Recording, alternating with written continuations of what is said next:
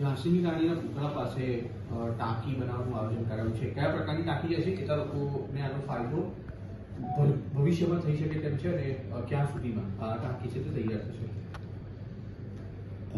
પશ્ચિમ ઝોનના નવરંગપુરા વોર્ડની અંદર આખો એક 1.5 કિલોમીટરનો વિસ્તાર ગ્રીન બેલ્ટમાં હતો.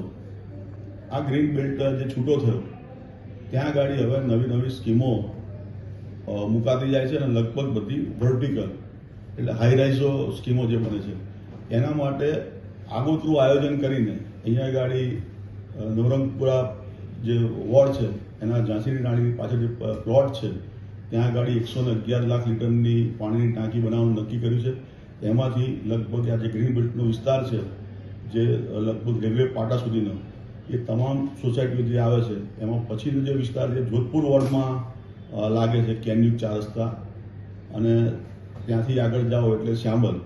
તો આ જે આટલો જે પોર્શન છે જોધપુરનો થોડોક ભાગ આવશે, બાકીનો લગભગ બધો મોટા ભાગનો નવરંગપુરા વોર્ડનો વિસ્તાર છે એને આનો લાભ મળશે અને લગભગ ટોટલ 30 કરોડ કરતાં વધારે રકમથી આપણે આ ટાંકીનું જે આયોજન થવાનું છે ભૂગર્ભ ટાંકી, એનું પંપ હાઉસ જે એની વોટરોને જે પંપ હાઉસમાં મુકાશે એ અને નેટવર્ક લેબર સાથેનું એ કમ્પ્લીટ કરવાનું આયોજન જે કરેલું છે એનો અંદાજે 30 કરોડ કરતાં પણ વધારે ખર્ચથી આપણે આ ટાંકી બનાવીશું.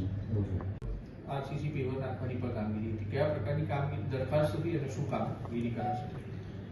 બોપલ ગુમામાં જે તળાવનું જે છે એનો લગભગ આ ચોમાસાની સિઝનમાં કોટ જર્જરિત થઈ ગયો હતો અને ક્ષતિગ્રસ્ત હતો એટલે પડી પણ ગયો હતો અને થોડુંક નુકસાન પણ થયું હતું. અને આ વખતે થોડુંક પાણી ત્યાં આગળ જે આજુબાજુના વિસ્તારનું પાણી એટલે તળાવ ઓવરફ્લો પણ થયું હતું.